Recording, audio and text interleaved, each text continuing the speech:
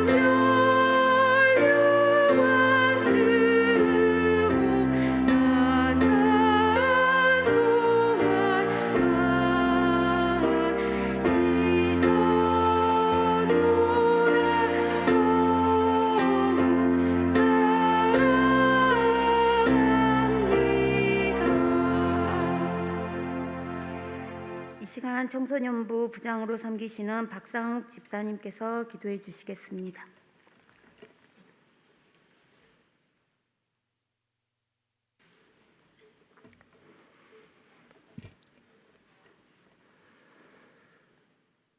은혜로우신 하나님, 오늘 교사 헌신 예배를 위해 예배의 자리로 불러주시고 교사로서 직분 또한 허락하시어 주의 사명을 감당케 하시고 저희를 구별하여 주신 주님 사랑의 은혜를 부족한 저희들로서는 너무나 기쁘고 감사하며 넘치도록 부어주신 주님 사랑의 은혜, 감사와 찬양으로 예배를 올려드리오니 기쁘게 받아주시옵소서.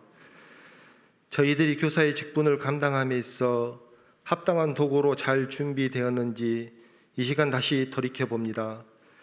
가정과 일터, 교회를 오가면서 바쁘다는 핑계로 또는 오랜 교사 생활로 인한 경험을 바탕으로 혹시 열심을 다하지 않았는지 회개하오며 더욱더 뜨거운 기도로 무장하여 아이들을 섬김에 있어 부족치 않게 성령님 함께하여 주시길 기도합니다.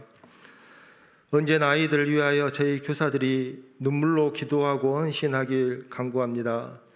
교사의 눈물 없이는 악한 세상에 연약한 우리 아이들이 성장하기에는 많은 유혹과 어려움이 앞을 막아서고 있습니다.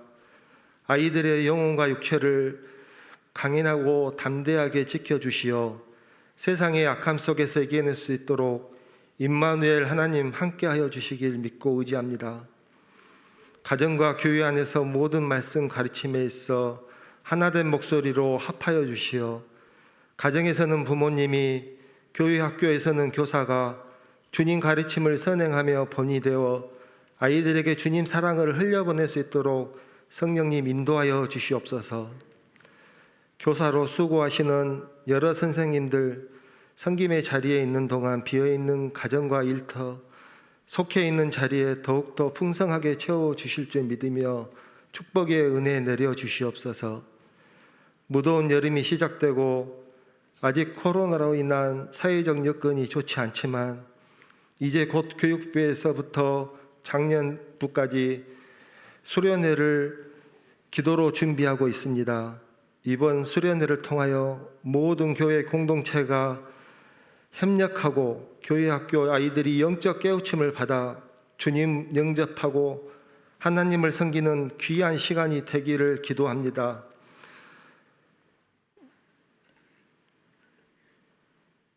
수련회를 마칠 때까지 안전하게 진행되도록 주님 동행하여 주시옵소서. 말씀 전하시는 담임 목사님 강건하게 붙들어 주시고 성령 충만하게 하시어 전하시는 말씀으로 우리 성도님들 한 주간도 마음에 새기어 기쁨으로 살아가는 귀한 시간이 되게 허락하여 주시옵소서. 오직 살아계신 주님만을 의지하며 우리 주 예수 그리스도의 이름으로 기도드립니다. 아멘.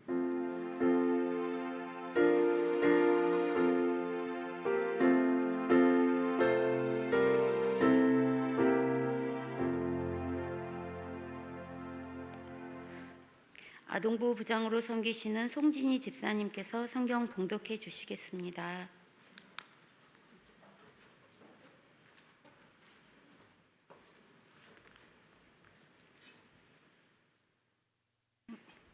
오늘 주신 하나님께서 주시는 말씀은 시편 126편 4절에서 6절 말씀입니다.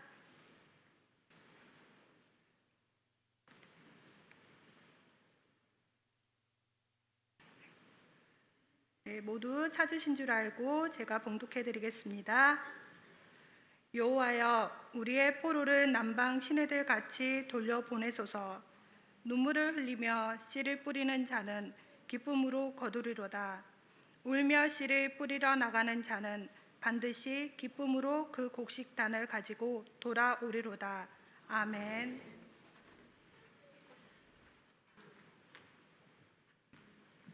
이 시간 교회학교 교사들이 준비한 특송이 있겠습니다.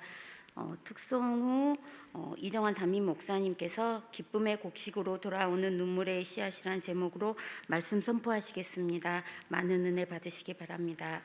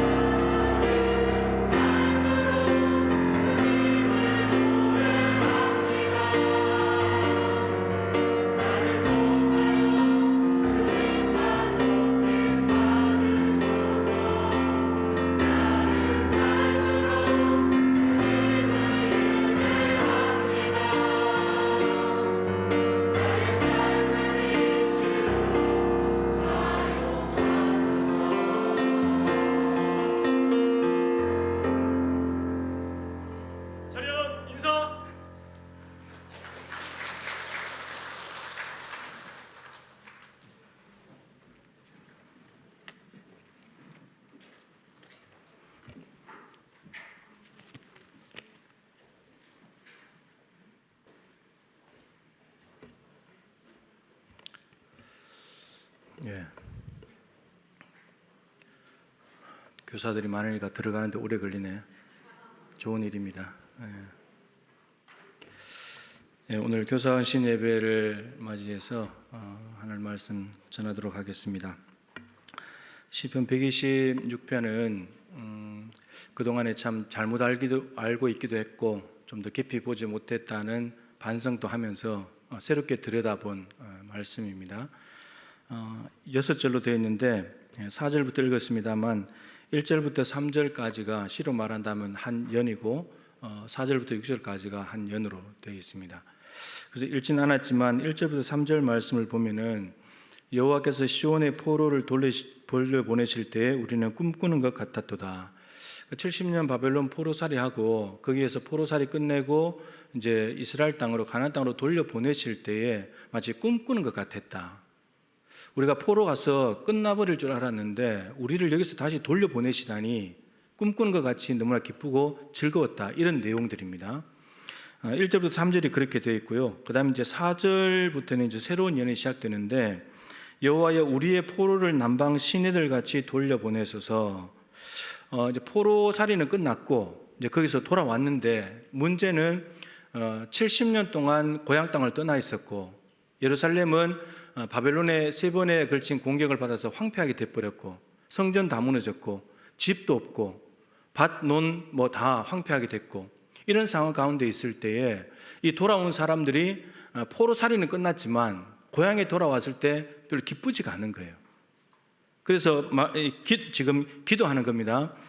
우리의 포로를 남방 시내들 같이 겨울에 비가 오지 않아서 골짜기가 메말라 있다가 이제 비가 오기 시작하면 시내에 물이 가득하게 되면 생명력이 넘치잖아요.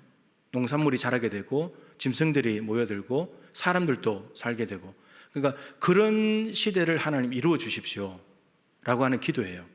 포로살이는 끝났지만 이제 새로운 삶을 시작할 수 있도록 하나님 도와주십시오. 기도죠. 그런데 그 일이 5절, 6절에 우리가 지금까지 5절, 6절을 따로 딱 떼어가지고 생각을 많이 했었는데 근데 그거 연관시켜서 생각해 보면 눈물을 흘리며 씨를 뿌리는 자는 기쁨을 거두리로다. 이 예루살렘 성전과 고향 땅과 삶의 터전을 회복하는 것이 눈물이 없이는 안 된다는 일이에요. 돌아오긴 했지만 눈물 없이는 다시 재건할 수 없는 그런 상황이라는 거죠. 울며 씨를 뿌리러 나가는 자는 반드시 기쁨으로 그 곡식단을 가지고 돌아오리로다. 이 일은 울더라도 해야 된다. 눈물을 흘리더라도 이 일은 반드시 하나님 앞에 기도하고 이루어내야 될 일이다. 반드시 우리가 회복될 것이고 기쁨의 단은 우리에게 올 것이다. 이 확신을 가지고 하나님 앞에 지금 기도를 하고 있는 겁니다. 이 요소 안에는 여러분 4절은 기도입니다. 돌려보내소서. 남방 시내들처럼 돌려보내소서. 기도가 들어가 있어요. 그 다음에 울며 눈물이 들어가 있어요. 그리고 씨앗이 있어요. 이 세 개가 잘 어우러지면은 뭐가 되냐면 곡식단이 돼요. 기쁨으로 곡식단을 거두게 되는 일이 일어나게 돼요. 이 세 가지가 있어야 돼요. 바벨론 포로에서 돌아온 이스라엘 백성들이 3차에 걸쳐서 돌아오게 되죠. 황폐하게 된 땅에 돌아오는데 첫 번째 돌아온 사람이 누굽니까? 지도자가 스룹바벨입니다. 스룹바벨이 돌아와서 제일 먼저 했던 일이 뭐죠? 스룹바벨의 사명은 성전을 짓는 일입니다. 근데 여러분 성전을 지을 때 거기에 오늘 제가 3가지 요소가 있다고 그랬죠. 기도, 눈물, 씨앗이 있습니다. 이 구조를 잘 보세요. 스룹바벨이 돌아서 성전을 지을 때 거기에 뭐가 있었냐면 눈물이 있었어요. 왜 눈물이 있었냐? 솔로몬 성전을 봤던 사람들이 있죠.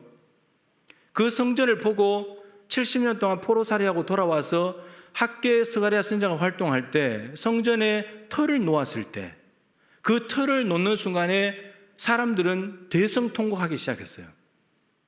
왜 대성통곡을 했냐면은 솔로몬 성전의 그 화려함과 웅장함과 영광을 본 사람들이 지금 새로 짓는 성전이 너무 초라한 거예요. 비교도 할 수 없이.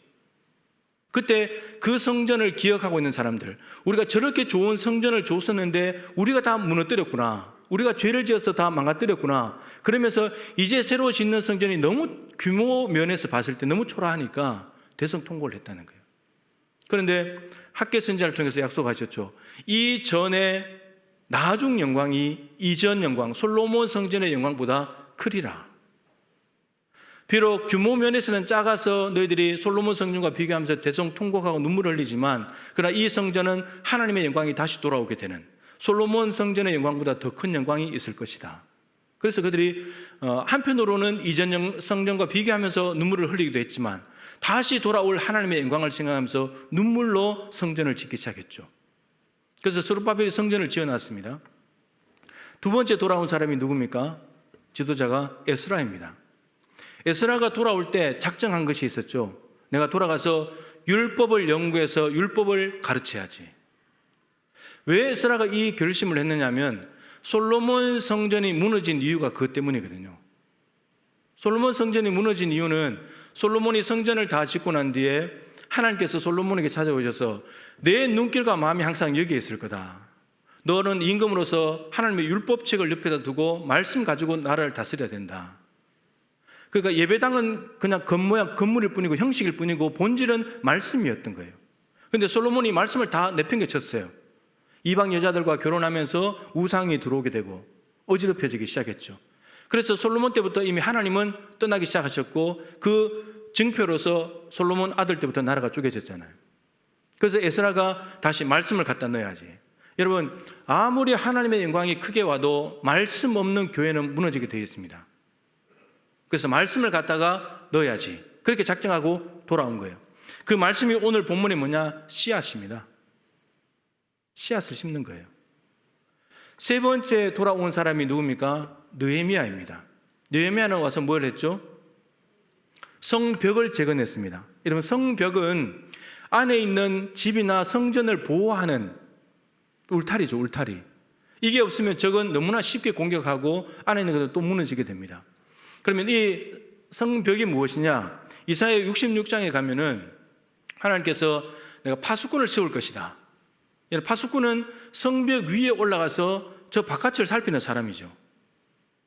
그 바깥을 살피면서 적이 오는지 안 오는지를 알아보면서 그걸 알아야 될 이유는 쉬지 않고 졸지 않고 거기에 집중하면서 알아야 될 이유는 안에 있는 사람들을 보호하기 위함입니다.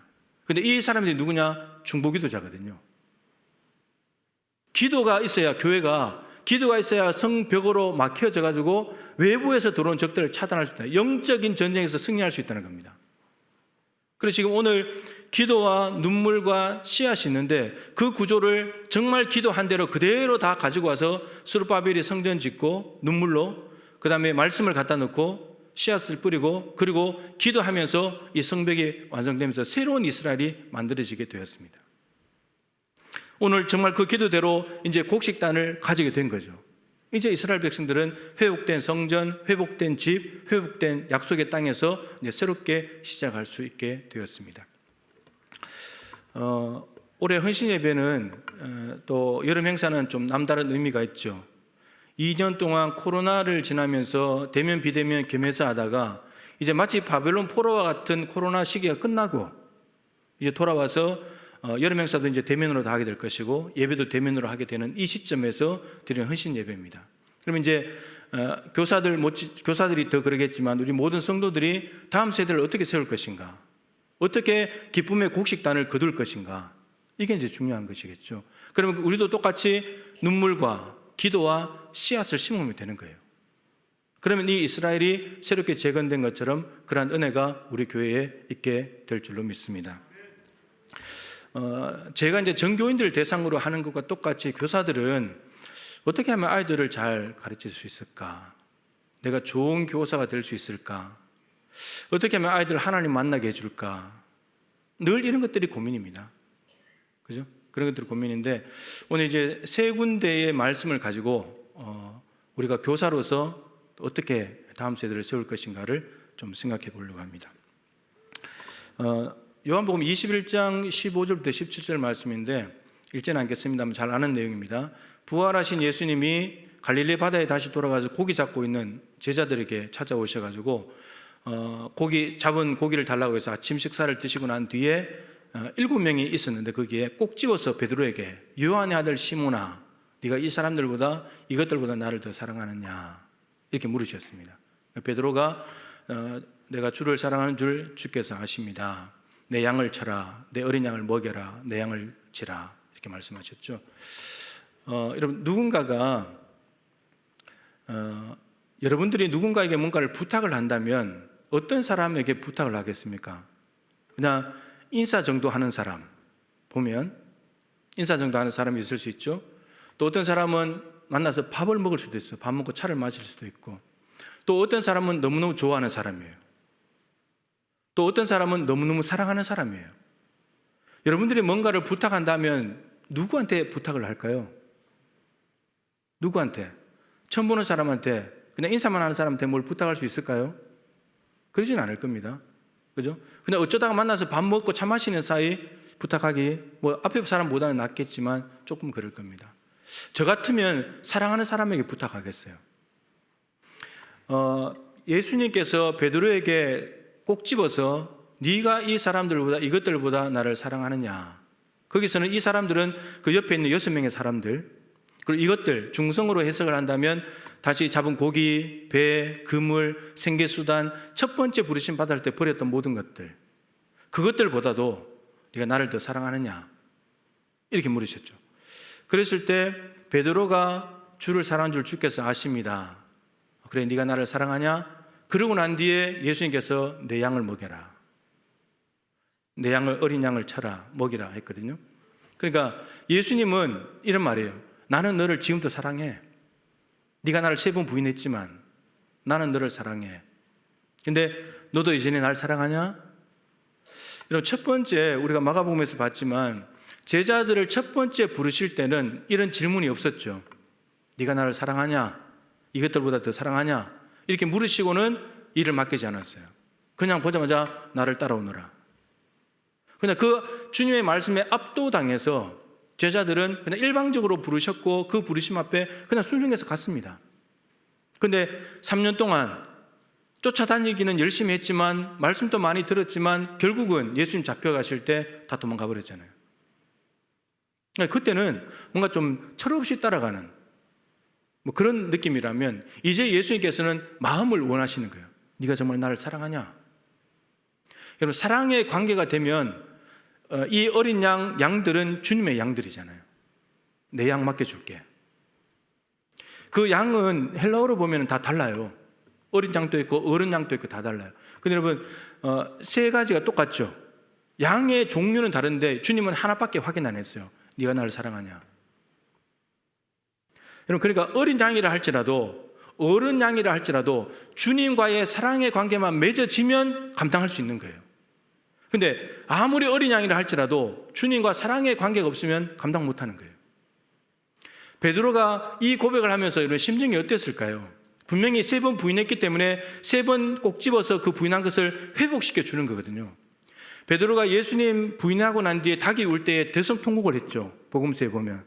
근데 그때도 울었지만 지금의 눈물은, 그때는 예수님 부인한 것 때문에 울었지만 지금은 나 같은 죄인을 또 찾아와서 회복시켜 주시다니, 또 기회를 주시다니.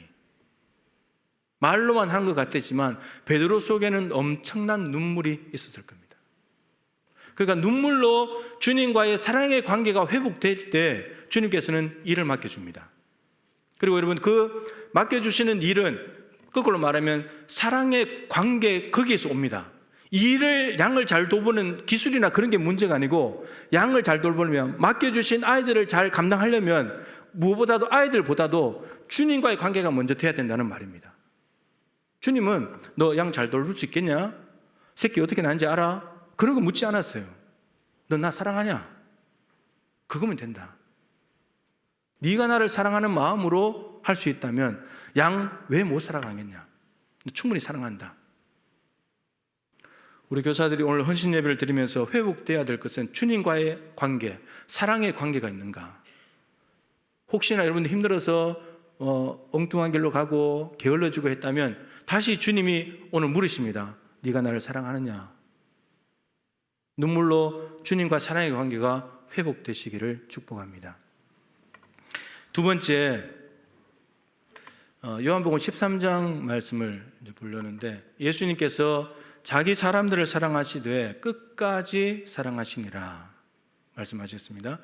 그 끝까지 사랑한 내용이 그 안에 있는데, 첫 번째가 제자들의 발을 씻어주는 것, 두 번째가 떡을 갖다 주는 사람이 나를 파는 자다, 가룟 유다에게 갖다 주셨고, 그러고 난 뒤에 가룟 유다는 나가버렸고 예수님께서 11 제자에게 새 언약을 말씀하셨고, 그리고 베드로는 네가 나를 부인할 거다 예수님께서 말씀하셨고, 그러면서 13장이 끝나요. 제가 수요 성경 공부할 때 말씀드렸죠. 근데 도대체 뭐가 사랑하는 거야? 발 씻어주고 떡 갖다 주고 그리고 새 언약 하시고, 그리고 베드로 부인하고 가룟 유다 나가버렸는데 8 제자 나가버렸고 수제자 예수님 부인할 거라고 예수님이 말씀하셨는데 도대체 뭘 사랑하는 거지? 이렇게 보다가 14장에 딱 넘어가면 내가 아버지께로 갔다가 다시 온다고, 거쳐 예배하러 간다고. 그러니까 부인하는 제자, 팔아버리는 제자, 이 제자들을 위해서 하나님 나라의 거처를 예배하셔. 그럼 정말 사랑하는 거네. 이렇게 수요 예배 때 말씀을 드렸습니다. 다시 말씀을 받습니다. 그 의미도 되지만 13장 안에서 찾아보는 거예요. 가룟 유다는 이제 빼버리고 발 씻는 건데요. 식사를 하시다가 예수님께서 수건을 두르시고 그리고 세숫대에 물을 떠와서 제자들의 발을 씻어줍니다. 발을 씻으려면 말씀드렸죠. 무릎을 꿇어야 돼요. 인간의 가장 낮은 곳으로 내려가야 됩니다. 가장 지저분하고 더러운 곳을 손으로 만져야 되고, 그리고 서 있을 때는 몰랐는데 가까이 가면 냄새가 나잖아요. 근데 그 냄새 나는 발을 씻기는 거예요. 이거를 문자적으로 좀 많이 이해를 했었죠. 그래서 우리가 발을 씻어줘야 된다. 근데 여러분 생각해 보세요. 지금 수십 년 신앙생활 하시면서 남의 발 씻어 주신 적 있으세요? 제가 임직식을 하면서 전 임직 받으신 분들이 이제 받으신 분들 발을 씻어주는 걸 제가 일부러 만들었어요. 13장 말씀 문자 그대로 한번 실천해 보려고. 그리고 그 외에는 발 씻어주는 일이 잘 없죠. 집에서 배우자가 발 씻어주던가요? 네가 씻으라 그러죠. 네 발은 네가 씻어라. 발 씻어줄 일이 없는 거예요. 섬길 일이 없어요. 우리가 작년에 최창훈 목사님, 올해 김성진 전도사님 목사 안수 받았는데 제가 안수 받기 하루 전날 불러서 발을 씻어줬어요. 최창훈 목사님 먼저 씻어줬는데 말했을 줄 알았더니 말을 안 했더라고요. 김성진 전도사님도 와서 놀랐어요. 다행히 발이 깨끗했어요. 예, 깨끗해가지고 그래서 제가 잘 씻어줬어요. 발가락 사이사이 잘 씻어주고 있는데 이제 목사 안수 받으면 이 길밖에 없다. 어디로 가겠냐? 이 길 잘 가야 된다. 근데 이것도 13장에 말씀 그대로 문자 그대로 한번 해보는 것 뿐이에요. 근데 여러분 그 안에 있는 더 깊은 의미를 들어가 보면은 여러분 무릎 꿇고 더러운 곳을 만지고 하려면요 정신을 보면 낮아져야 돼요. 겸손해져야 돼요. 여러분 이 교사와 학생의 관계잖아요. 예수님께서 주와 선생이 되어 발을 씻었다 그랬잖아요. 원래 발 씻는 것은 종이 하는 일이에요. 주인이 돌아오면은 종이 제일 먼저 하는 일이 세숫대에 물 떠다가 주인 발을 씻기는 겁니다. 그 이스라엘 나라는 샌들을 신고 다니기 때문에 늘 다니면은 먼지가 묻어서 올 수밖에 없어요. 집에 오면 집안에 먼지가 날리기 때문에 발을 먼저 종이 씻어주는 겁니다. 근데 지금 예수님이 종의 자리까지 내려간 거예요. 그러니까 베드로의 반응이 인간적으로 이해가 되죠. 아이고 어떻게 주님께 나의 발을 씻기십니까? 인간적으로 이해가 돼요. 근데 예수님이 지금 정신을 가르치는 거예요. 낮아지는 것, 섬기는 것. 여러분, 우리는 은근히 이제 나이가 적거나 혹은 나보다 임직을 늦게 받았거나 뭐 제자이거나 이러면은 은근히 오히려 낮아져야 되는데 오히려 더 우쭐대고 높아지려고 하는 마음이 있어요. 만약에 그렇다면 예수님께서 이렇게 말씀하셔야죠. 베드로 물 떠와 내 발 씻어. 이렇게 해야 되잖아요. 그리고 너희들 이렇게 섬겼으로 이렇게 하신 것이 아니고 예수님께서 발을 먼저 씻어주시면서 너희들도 이렇게 해. 이렇게 하신 거죠. 그러니까 겸손함과 낮아짐이 있어야 돼요. 이게 예수님 정신이에요. 끝까지 부인할 베드로, 그리고 가룟 유다는 발도 씻겼거든요. 부인할 베드로, 팔아버릴 가룟 유다를 발을 씻겨주신 것 자체가 사랑하는 거예요. 근데 더 깊은 의미가 있어요.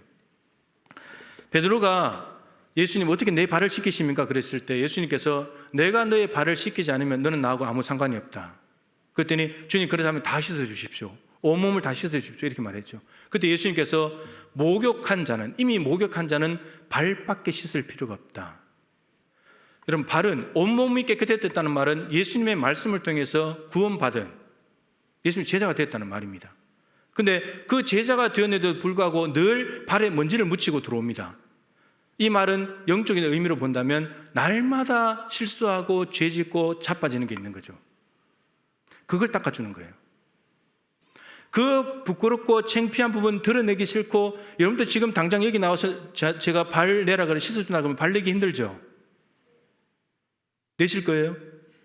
못 낸다고요. 아니, 남자도 당황하는데, 부교육자도 당황하는데, 그렇다고 여러분.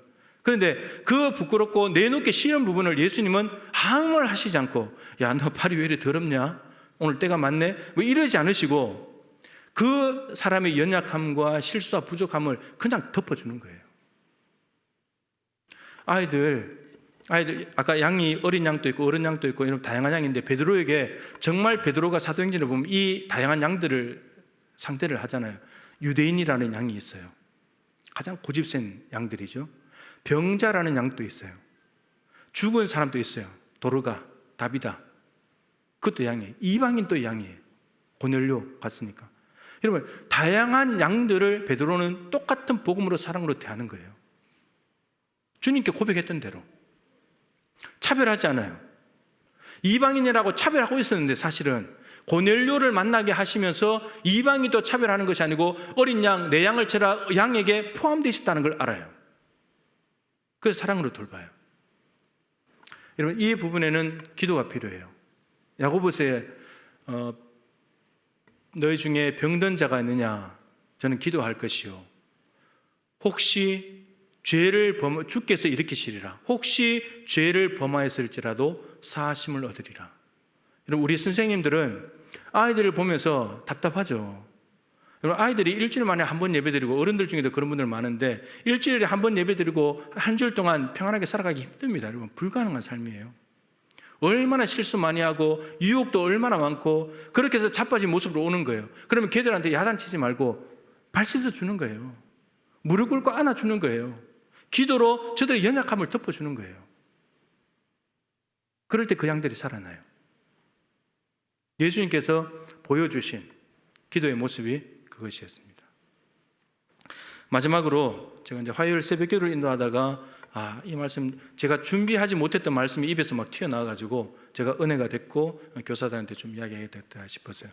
사도행전 20장인데요. 19장에 바울이 3차 전도여행 때 에베소라는 곳에 도착을 했습니다. 에베소에 가보니까 마술 서적이 집집마다 있고 아데미 여신을 숭배하고 있고 이런 모습이었습니다. 그래서 바울이 거기서 복음을 전하기 시작했죠. 두란노 서원에서 복음을 전하고 결국 전체 다 합하면 3년이에요. 3년. 바울의 선교 스타일상 한 곳에 오래 머물지 않는데 가장 머물렀던 기간들을 보면 데살로니가 3주, 그리고 안디옥 교회 1년, 고린도 교회 1년 6개월, 로마 감옥 2년, 그 다음 제일 긴 게 에베소 3년이에요. 그러니까 어떻게 보면은 우리가 그냥 단순히 생각하면 오래 머물렀던 곳, 짧은 기간이면 복음이 많이 전파되지 못했기 때문에 좀 하나님 나라가 확산이 덜 됐을 거다.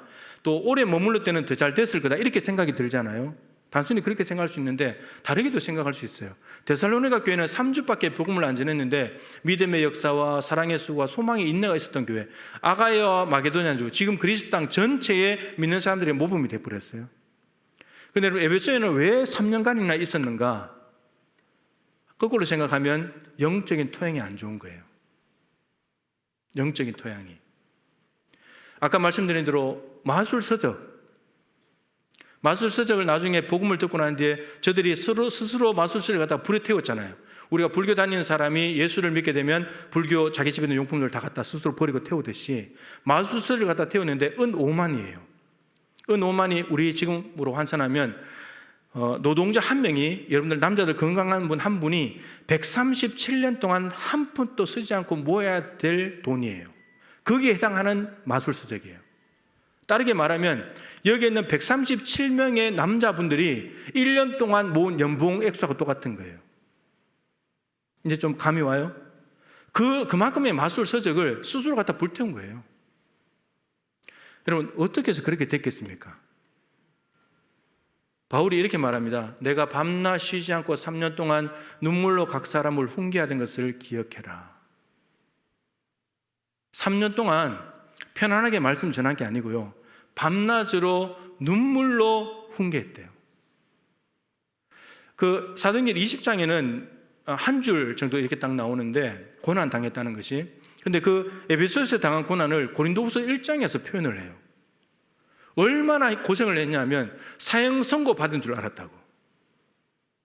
소망이 다 끊어진 존재였다고. 그런데 그때 바울이 이렇게 해석을 하죠. 이것은 우리 자신을 믿지 말고 하나님을 의지하게 하려는 것이다. 고난은. 그래서 하나님 의지해서 이겼고 지금도 고난 당하고 있지만 이겨낼 것이고 앞으로도 그렇기 때문에 내가 하나님 의지해서 이겨낼 거다. 이렇게 고백해요. 그 에베소에서 엄청난 고난을 당한 거예요. 결과적으로 봤을 때는 마술 서적을 태울 만큼 도시 전체가 확 바뀌어졌지만 그 3년 동안 정말 눈물 없이는 지낼 수 없었던 시간이에요. 그래서 거기에 모든 겸손과 눈물과 참고 인내하는 그 세월이었다. 이렇게 말해요. 낮아지지 않으면, 참지 않으면, 눈물을 흘리지 않으면 이 에베소는 바꿀 수 없다. 그런데 바울이 3년 동안 밤낮 눈물로 훈계했는데 마술 서적을 불태우고 아데미 여신을 멀리하면서 예수 믿는 사람들이 생겨나기 시작했습니다. 그래서 그 터키에 있는 교회 중에 제일 큰 교회가 에베소 교회예요. 근데 바울이 떠나면서 밀레도에서 이제 에베소에서 나와가지고 밀레도에서 배를 타고 이제 예루살렘으로 가는데 사실은 걸어갔지만 마지막 고별 설교를 하면서 에베소 장로들을 불러다가 고별 설교를 하죠. 그때 이렇게 말합니다. 주와 그 은혜의 말씀께 너희들을 부탁한다. 그 지금 바울이 와서 3년 동안 말씀을 뿌려가지고 에베소가 도시가 바뀌어졌는데 그 바뀌어진 것이 나 때문에 바뀌어진 게 아니라 내가 전한 말씀 때문에 바뀌어졌다는 거예요. 말씀 때문에. 그 말씀은 첫 번째, 바울을 바꾸는 말씀이에요. 바울이 예수 믿는 사람들 때려잡으러 다니고 교회 다니는 사람들을 감옥에 갖다 넣기 위해서 갈 때 부활하신 예수님이 나타나셔서 바울을 만나 주셨을 때 바울은 비늘이 벗겨지면서 예수가 주인이 아니고 그리스도라는 사실을 깨닫게 되면서 세례를 받고 곧바로 전도하기 시작했습니다. 그러니까 그 예수 그리스도의 계시가 예수가 그리스도라는 그 계시가 바울을 몽땅 바꿔놓은 거예요. 죄인 중에 괴수도 바꿔놓는 말씀. 그래서 바울이 입만 열었다면 복음만 전하는 거예요. 자기는 능력이 없어요. 근데 자기를 바꿔놓은 복음은 능력이 있다 이거예요. 그래서 3년 동안에 뭘 했냐? 씨앗을 뿌린 거예요. 말씀의 씨앗을 뿌린 거예요. 여러분 한 1, 2년 하다가 그만둘 수 있잖아요. 아, 이건 안 되는가 보다. 어떻게 이렇게 예수 안 믿지? 그리고 가버릴 수 있잖아요. 그런데 바울에게는 확신이 있어요. 나를 바꾸는 말씀이라면 에베소도 바꾼다. 유대교에 지나칠 정도로 믿었던, 유대교에 중독돼서 푹 빠져 있었던 나를 바꿔놓았다면 마술 서적에 빠져 있는 이들도 얼마든지 바꿔놓는다. 말씀에 대한 확신이 있는 거예요. 나를 바꿔놨기 때문에. 여러분 성도들 마찬가지로 교사들 하나님의 말씀 복음이 나를 바꿔놓는 것이 먼저 경험돼야 됩니다. 교사들을 바꿔놓지 못하는 복음은 아이들 못 바꿔요. 이 말씀이 십자가의 복음이 나에게 먼저 복음이 안 되면 나의 삶을 통째로 바꿔놓는 능력이 안 된다면 아이들 못 바꿔놔요. 바울은 자기 인생을 통째로 바꿔놓은 엄청난 박해를 감수할 만큼 유대교를 떠나야 했었고 스승을 떠나야 했었고 유대인들을 떠나야 했었던 그 엄청난 것을 감수할 만큼 복음의 능력이 탁월했고 확실했기 때문에 3년 동안 갖다 뿌리는 거예요. 확신을 가지고 포기했다라면 에베소가 어떻게 될지 몰라요. 근데 바울이 말씀에 대한 확신이 있었기 때문에 그것을 갖다 3년 동안 눈물로 뿌렸기 때문에 에베소가 뒤집어진 거예요. 여러분 아이들 잘 안 바뀌죠? 교사들 그죠? 매주마다 말씀 가르치는데 아이들 안 바뀌죠? 거기라도 대답을 해보세요. 여러분 이게 웃을 일이 아니고요. 여러분도 마찬가지 아닙니까? 제가 와서 10년 동안 말씀 예배 말씀 기도 주로 그것만 하는데 여러분들 얼마나 바뀌었습니까? 여러분 여기에 눈물이 없는 줄 알죠? 제가 눈물을 안 보여서 그렇지 눈물 한 바가지가 있어요. 가슴 안에. 이 바가지가 근데 다 비우시면 좋은데 안 비워져요. 조금은 줄어들어요. 조금 줄어들 때가 있죠. 근데 이 바가지의 눈물은 계속 있어요. 근데 다 비워져야만 좋은가? 다 비워지면 좋겠죠. 그런 날이 있으면 좋겠는데 꼭 좋은 것만은 아니에요. 눈물이 메말라 버린 교회, 눈물이 메말랐다는 것은 여러분 기도도 없다는 것이고 복음에 대한 감격도 없다는 것이고 하나님과 사랑의 관계도 없다는 거거든요. 그러니까 눈물은 이게 이제 인내하는 눈물, 참는 눈물 뭐 그런 것보다는 기쁨의 눈물도 있으면 좋겠고 감격의 눈물도 있으면 좋겠는데 어찌됐든 눈물은 있는 것이 좋아요. 여러분 말씀이 나를 바꿔놓는다는 것, 그리고 이게 정말 경험돼야 되는 거고, 그러고 난 뒤에 그 말씀을 아이들에게 확신 가지고 가르치는 거예요. 저는 여러분들한테 설교할 때 이런 사람 바꿔서 못 쓴다 그러죠. 우리가 흔히 그런 말 하잖아요, 그죠? 그건 저는 어떻게 생각하냐면 그것은 합리화시키는 거다. 제가 솔직히 물어볼게요, 정확하게. 여러분들 말씀을 듣고 바뀔 의지는 있어요? 바뀔 마음은 있어요? 거짓말. 마음이 없어, 마음이. 내가 바뀌나 봐라. 이렇게 딱 있어요, 말씀 앞에. 듣기 싫은 말하면 마음 딱 닫아버리고 이렇게 딱 있어요. 내가 절대 안 바뀌어야지. 여러분 이러면 안 바뀌어요. 이러면. 그러니까 하나님께서 늘 말씀하시면서 우리의 삶을, 우리를 좀 더 좋게, 우리답게 다듬으시려고 하는데 우리가 마음을 안 열어주는 거예요. 하나님 앞에. 말씀 앞에 우리를 노출시키지 않는 거예요.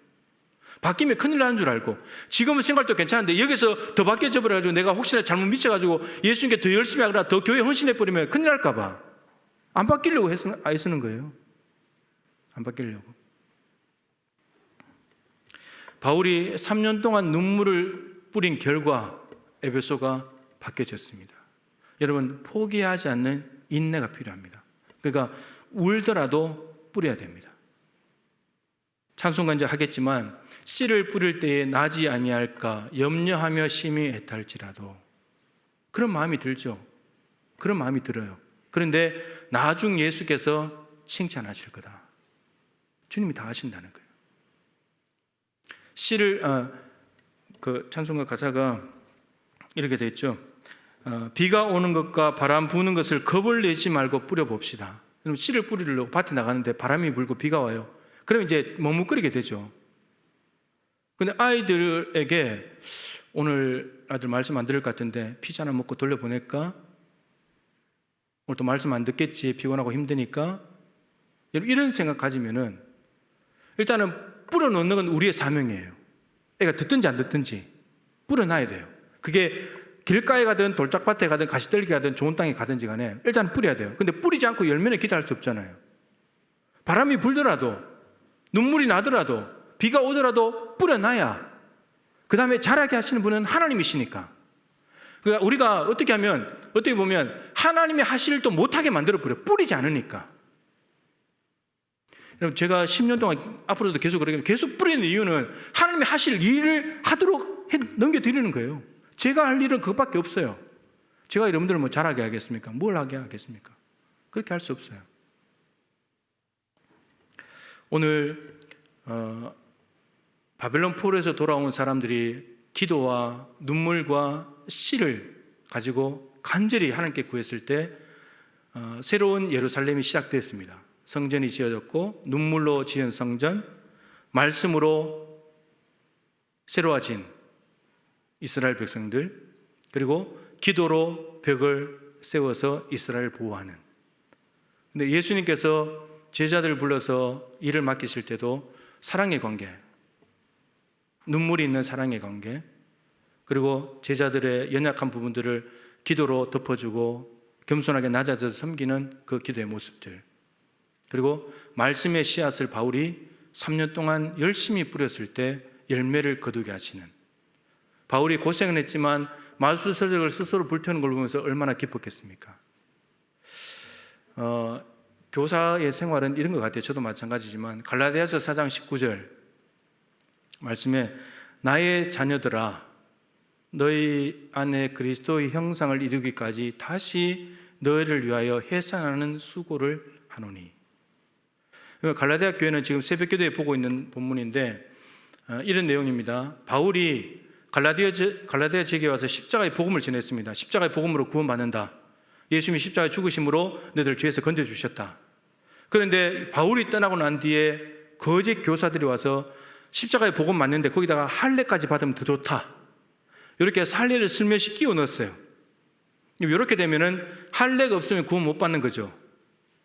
할례로 구원 받는 거죠. 이렇게 갖다 넣어버리면. 할례는 인간의 노력이잖아요. 인간의 행위잖아요. 행위 구원되는 거예요. 율법주의인 거예요. 근데 문제가 갈라디아 교회가 여기에 홀딱 넘어가 버렸어요. 그래서 바울이 1장부터 다른 복음은 없다. 다른 복음 전하면 저주를 받는다. 막 이렇게 말해요. 그러면서 그렇게 다른 복음을 전하는 자들에게 진노하고, 그리고 갈라디아 사람들에게 3장에 가서는 어리석도다 갈라디아 사람들아, 십자가가 눈앞에 밝히 보이는데 너희들이 이렇게 어리석으냐, 십자가의 복음을 떠나서 할례로 가버렸냐, 성령으로 시작했다가 육체로 마치겠냐, 막 이렇게 말해요. 그러면서도 4장에 와서 방금 읽었던 나의 자녀들아 이렇게 말해요. 어떻게 불러야 맞아요? 바울이 전한 복음을 헌신장 내버리고 율법주의에 빠져버린 저들을 향해서 나의 자녀들이라고 불려지냐고요. 이 나쁜 놈들. 내가 그렇게까지 고생해서 복음을 전하는데 너희들이 그렇게 복음을 버리고 다른 데 가버려? 근데 나의 자녀들아. 여러분, 아이들 속 좀 새겨도 여전히 나의 자녀들아. 근데 자식한테는 그게 되는데 아이들한테는 왜 그게 안 될까요? 아이들은 아무리 잘못해도 나의 자녀들한테잖아요. 근데 교회학교 제자들한테는, 아이들한테는 잘못하면 이놈의 새끼들 이렇게 되잖아요. 나의 자녀들아. 그러면서 너희 안에 그리스도의 형상을 이루기까지, 우리를 불러서 우리를 먼저 부르신 목적이 그리스도의 형상을 담게 하는 거거든요. 구원이 목적이 아니고요. 구원 너머에 예수 그리스도를 닮아가는 거. 예수 그리스도가 하나님의 형상이고 우리 인간을 하나님의 형상으로 지어놨는데 형상을 다 왜곡시켰기 때문에, 죄를 지어서. 근데 그 형상을 회복시켜서 예수님이라는 모델을 보내주시고 그 예수님을 닮아가게 만든 거예요. 눈에 보이는 예수님을. 근데 그 일을, 형상을 이루기까지 다시 뭐 하겠다는 겁니까? 다시 십자가의 복음으로 갈라디아 교인들을 양육하고 훈련시키겠다는 거예요. 포기가 아니고요. 얘는 안 돼, 안 바뀌어, 포기 아니라고요. 너희들이 그렇게 바뀌어졌어? 내가 다시 할게. 에베소서에 내가 3년 또 했는데 갈라디아 너희들 못하겠냐? 내가 다시, 그 다음에 해산하는 수고를 하노니. 여러분, 저는 해산하는 수고를 잘 모릅니다. 여자분들은 아시겠죠? 진짜 잘 모릅니다. 근데 온 뼈 마디마디가 다 아프고 온 힘을 다해야 되고, 그죠? 근데 그 아이를, 실제로 아이 낳는 것도 해산하는 엄청나게 수고인데, 근데 영적으로 십자가의 복음을 받아들였다가 율법주의에 빠진 그들을 다시 예수께로 돌아오게 하려고 하는 수고는, 이건 정말 어마어마하게 힘든 겁니다. 해산하는 수고는 뭐 이렇게 사람마다 다르지만 가서 금방 한 10분 만에 나와버리는 사람도 있고, 한 진통을 20시간 하는 사람도 있잖아요. 근데 어쨌든 나오잖아요. 근데 사람들 바꿔놓는 해산의 수고는 기약이 없어요.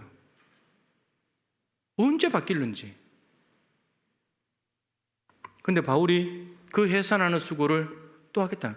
야, 나 너희들 보니까 힘들어서 못하겠다. 나 포기 안 할란다. 다른 데 가는 게 낫지. 데살로니가 저렇게 3주만 전해도 잘 받아들이는데 나 저기 갈란다. 그러지 않았습니다, 여러분. 말 잘 듣는 아이들, 지각 안 하고, 그죠? 말 순종 잘하고 예배 안 빠지는 아이들이 좋을 것 같잖아요. 그런 아이들은 그냥 놔둬도 돼요. 근데 해산의 수고는 그런 아이들을 하는 것이 아니고 다른 아이들, 해산하는 수고를 하는 거예요. 그러니까 교회학교 교사를 맡은 선생님들은 해산하는 수고를 한두 명이 아닌 거예요. 한두 명이.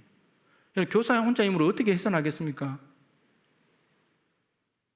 아이를 낳을 때 옆에 남편이 가서 머리라도 대줘야지. 머리 쥐 뜯더라도 힘들어 낳더라도 우리 교회들이 그 일을 해줘야 돼요. 옆에서 힘이 되어줘야 돼. 해산 열심히 해야 된다고. 우리가 기도로 돕겠다고. 여러분, 그래야 한 생명이 해산하는 수고를 통해서 정말 예수 그리스도의 사람으로 만들어지게 됩니다. 헌신 예배를 맞이해서 우리 교사들에게 여러분, 기도, 말씀, 그것을 눈물로 심으십시오. 기쁨으로 단을 가지고 돌아올 날이 있을 것입니다. 우리 아이들이 정말 멋지고 근사하게 자라서 이 나라와 민족을, 이 도시를 새롭게 하고 하나님 나라를 세워나가는 아주 아름다운 일꾼이 될 줄로 믿습니다. 우리 아까 마지막에 불렀던 찬양 부르고 기도하도록 하겠습니다. 우리 오늘 눈물로 한 알의 씨앗을 심는다. 오늘 말씀을 보고 곡을 뽑으신 것 같은데 잘 뽑으신 것 같아요. 가사를 생각하면서 생각합시다.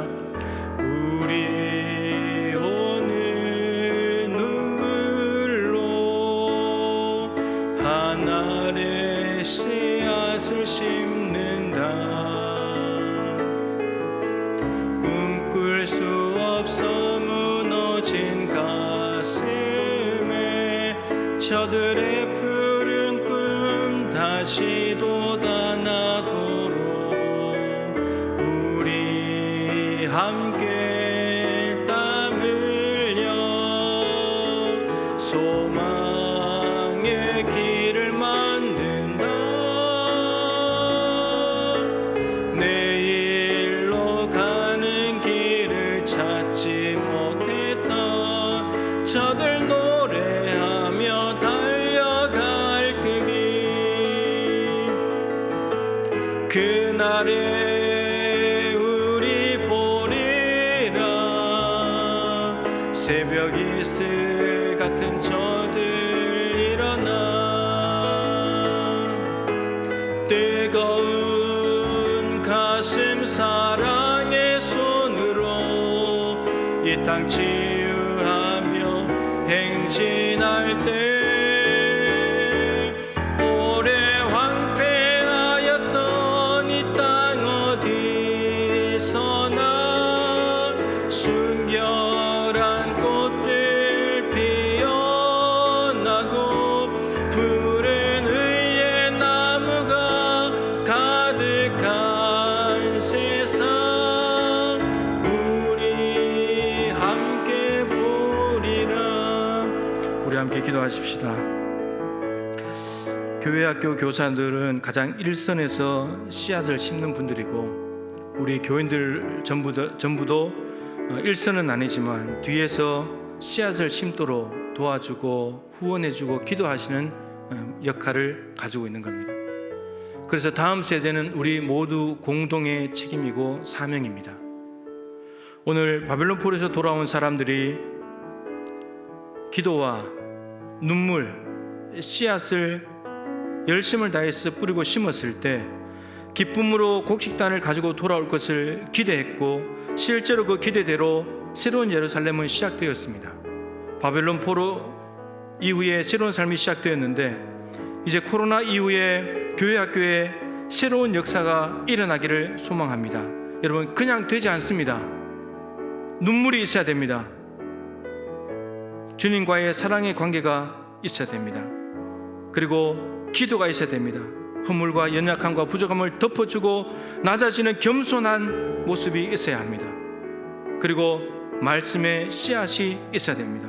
말씀이 나를 바꿔놓고 나를 바꾼 말씀이 우리 아이들도 바꿔놓는다는 그 말씀, 그러기에 포기하지 않고 뿌리는 것. 말씀은 능력이 없는 것이 아니고 능력은 여전한데 사람들은 언젠가는 바뀔 것이라는 소망 가운데 뿌리면 마술서적을 불태우게 됩니다. 우리 교사들이 이 세 가지를 가지고 울더라도 눈물로 씨앗을 뿌릴 때 건강한 다음 세대, 곡식단이 되어 돌아오게 될 것입니다. 도시와 나라와 민족을 새롭게 일으키는 곡식단이 되어 하나님께 영광이 될 줄로 믿습니다. 우리 교사들을 위해서 축복기도 해주시고 우리 기성세대들이 다음 세대를 위해서 뭔가 책임질 줄 알고 다음 세대의 길을 열어주고 저들에게 소망을 주고 내일로 가는 길이 어딘지를 몰라서 방황하고 있는 저들에게 내일로 가는 길을 열어줄 수 있는 우리 기성세대, 우리 동부교회가 되게 해달라고. 그래, 기성세대와 다음 세대가 믿음의 계승이 잘 이루어져서 든든하게 세워지는 50년 100년 뒤가 끄떡없는 교회가 되게 하여 주시옵소서. 우리 함께 장가동원 통성으로 기도하도록 하겠습니다. 하나님 아버지, 오늘 2022년 코로나라는 어려움의 기간이 끝나고 이 대면 예배와 또 여름 행사까지 대면으로 진행하게 되는 이 귀한 시간을 맞이하면서 하나님, 코로나가 둔해졌고 그리고 현장에 모일 수 있다고 해서 자동적으로 회복이 되는 것이 아닙니다. 주님과의 사랑의 관계를 통해서 눈물이 회복되어야 되겠고 끝까지 사랑하시면서 부족하고 연약한 부분들 덮어주시는 기도와 겸손이 회복되어야 되겠고, 말씀을 가지고 3년 동안 눈물로 뿌렸을 때 에베소 전체가 변화된 것처럼 말씀의 씨앗을 열심히 뿌려야 되겠습니다. 주님, 우리 사랑하는 교사들이 이 세 가지를 가지고 울더라도 눈물을 흘리더라도 씨를 뿌린다면 반드시 곡식단이 되어 돌아오게 될 것입니다. 우리 아이들이 새로워지게 될 것입니다. 많은 사람들에게 유익을 주고 기쁨을 주고 하나님의 새로운 역사를 이루어가는 구원사에 있어서 그게 쓰임받는 다음 세대가 될 줄로 믿습니다. 우리 교사들에게 성령을 부어주시옵소서. 하나님과의 사랑의 관계를 회복시켜 주시옵시고, 아버지 하나님 말씀에 사로잡힌 삶을 살게 해주시고, 기도가 끊어지지 않도록 하나님 도와주시옵소서. 그래야 해서 아버지 하나님, 우리 교사들로 말미암아서 미래의 동북교회가 아름답게 세워지기를 간절히 기도합니다. 이 일들을 교사들에게 맡겨놓고 손 놓을 수 없습니다. 우리 기성세대들, 다음 세대들을 위해서라도 우리 교사들에게 힘을 실어줘야 합니다. 기도해야 됩니다. 격려해야 됩니다. 중보해야 됩니다. 구원해야 합니다. 우리의 사명을 다해야 됩니다. 그래야 아버지 하나님, 100년, 앞으로 100년 우리 교회 든든하게 세워져 갈 수 있습니다. 하나님, 이 모든 일들이 오늘 하나님께서 폴에서 돌아온 이스라엘 백성들 통해서 하신 것처럼, 예수께서 우리에게 하신 것처럼, 주님, 우리도 이 일을 감당함으로 말미암아 다음 세대가 든든히 세워지고, 정말 내일로 가는 길을 알지 못해서 절망 가운데, 좌절 가운데 이리 갔다 저리 갔다 방황하고 있는 우리 다음 세대들에게 내일로 가는 길, 하늘께로 가는 길을 열어주고 제시할 수 있는 우리 기성세대가 되게 하시며, 깨어있는 동북교회 다음 세대를 책임지는 교회 될 수 있도록 주여 도와 주시옵소서. 여호수아 세대 다음에 다른 세대가 아니라 다음 세대, 예수 믿는 세대 일어날 수 있도록 주여 도와 주시옵소서. 하나님, 눈물과 기도와 말씀, 이 세 가지가 어우러졌을 때 하나님께서는 새로운 이스라엘을 만드셨습니다. 우리 교사들에게 이 세 가지를 부어주셔서 코로나 이후에 새로운 교회 학교, 우리 성도들에게 이 세 가지를 허락하여 주셔서 새로운 다음 세대 일으켜 갈 수 있도록 도와주시옵소서. 지금보다 20년 뒤보다 50년, 70년 뒤, 100년 뒤가 더 건강하고 좋은 교회 될 수 있도록 은혜 베풀어 주시옵소서. 예수님의 귀하신 이름으로 간절히 기도드립니다. 아멘.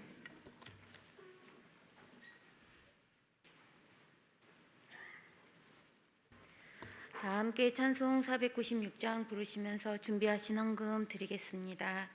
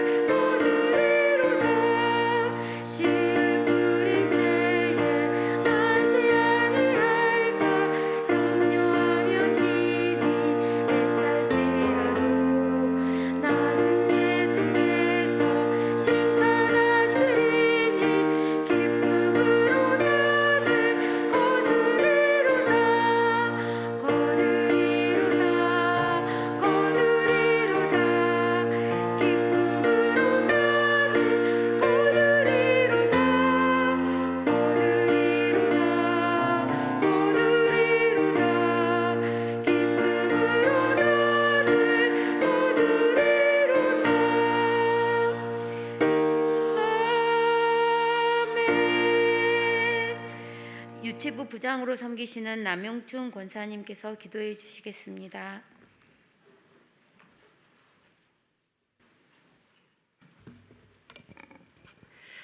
하나님 아버지 감사합니다. 하나님께서 저희에게 베푸신 은혜를 조금이라도 삶으로 보답고자 하는 교사들의 마음 중심과 헌신을 기뻐 받아주실 줄 믿습니다. 가정사역과 직장사역, 때로는 지친 몸으로 때로는 힘겹게 하나님을 배울 때에도 긍휼하심으로 위로해 주시고 새 힘을 주셔서 오직 주님의 은혜로 다음 세대들을 일으켜 세우는 데 도구로 삼아 주시옵소서. 이 시간 어지러운 세상과 삶 가운데서도 주님께 드릴 수 있는 믿음을 주셔서 감사합니다. 다음 세대를 사랑하는 마음으로 드린 손길들을 기억하셔서 그들의 삶을 영적 풍성함과 강건함으로 채워주시고 살아계신 하나님의 역사를 삶 속에서 보게 하여 주시옵소서. 귀한 헌금을 담당하는 이들이 하나님이 보시는 같은 곳을 보게 하셔서 온전히 주님의 뜻에 합하게 사용하게 하시며 특별히 이번 각 부서마다 치러지는 여름 성경학교 곳곳마다 간섭하여 주시고 한 영혼이 주님 만나는 소중한 열매로 거두게 하여 주시옵기를 간절히 마음 모아 기도드립니다. 바라는 것들의 실상 믿음으로 주실 은혜를 미리 보며 우리 주 예수 그리스도의 이름으로 기도합니다. 아멘.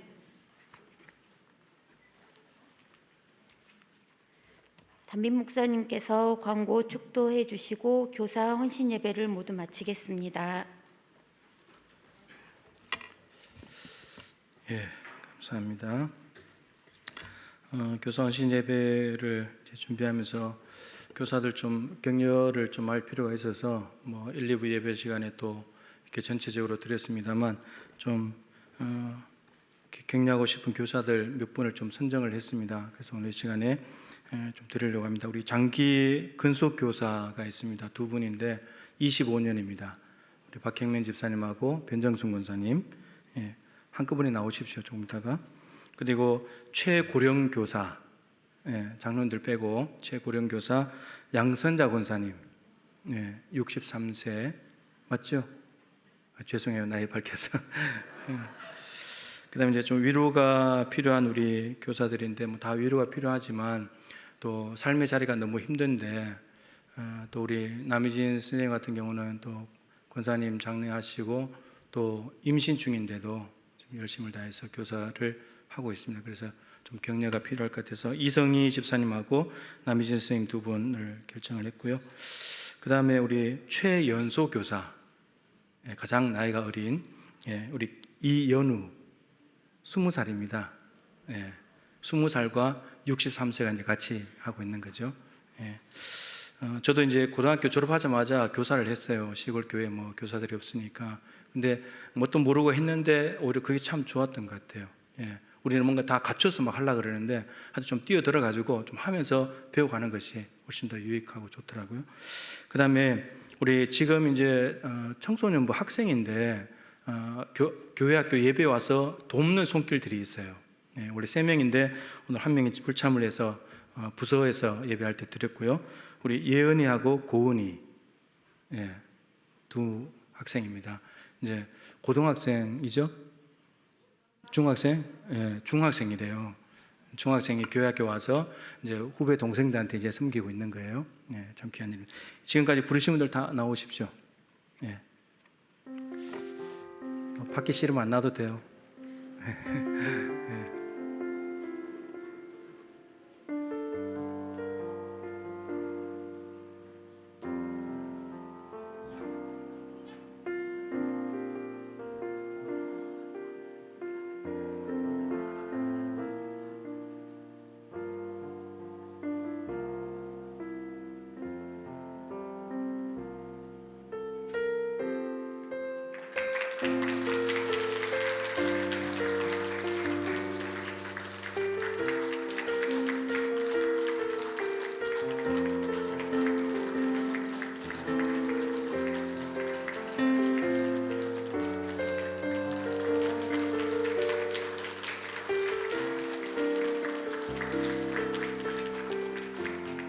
예, 들어가세요. 더 줄 거 없어요. 예. 예. 현금으로 준비했어요. 예, 현금으로. 예. 많지는 않은데 또 매년 할 수는 없으니까. 예. 감사합니다. 우리 저분들의 수고로 미래의 순천동목교회가 세워져 가고 있습니다. 예. 많이 기도해 주시기 바랍니다. 다음 주 찬양 예배 시간에는 극동방송 어린이 합창단 공연이 있겠습니다. 자녀들 많이 데리고 오시고요. 아동부 아이들까지 유치부 아이들 데리고 오셔가지고 손주들 데리고 오셔서 함께 참가해 주시면 좋겠습니다. 원래회 있고요. 다음 세대 살리기 위원회 바로 삼천 창년대실에서 모이도록 하겠습니다. 전도자 성품교육 계속되고요. 여름 행사를 위해서 계속해서 기도해 주시기를 부탁을 드리겠습니다. 옆에 분들과 인사하겠습니다. 한 주간 주 안에서 승리하십시오. 자, 축도하겠습니다. 지금은 우리의 참 스승이신 주 예수 그리스도의 크신 은혜와 끝까지 덮어주시고 사랑하여 주시고 기회를 주시는 우리 하나님 아버지의 측량할 수 없는 사랑하심과 맡겨주신 사명 잘 감당할 수 있도록 언제나 우리에게 찾아오셔서 힘주시고 이끌어주시는 보혜사 성령님의 교통하시며 충만하심이 교사 헌신 예배를 드리면서 눈물로, 말씀으로, 기도로 곡식단을 사모하며 열심을 다하여 심기로 다짐하는 우리 교회학교 교사들 한 분 한 분 머리 위에, 또 교사들을 격려하고 지지하고 후원하면서 다음 세대를 함께 세워가야 될 우리 사랑하는 교우들 한 분 한 분 머리 위에 이 한 주간의 모든 일상생활 속에 항상 함께하여 주시기를 간절히 축원하옵나이다. 아멘.